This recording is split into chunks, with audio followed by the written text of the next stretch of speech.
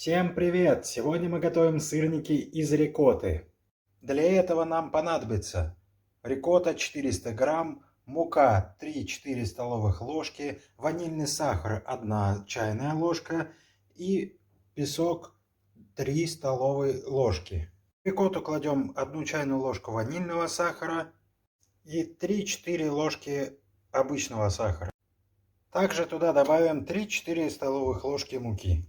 Перемешиваем все до однородной массы. Перемешали все до однородной массы. Придаем форму сырника. Жарим наши сырники 10 минут. Наши сырники готовы. Приятного аппетита!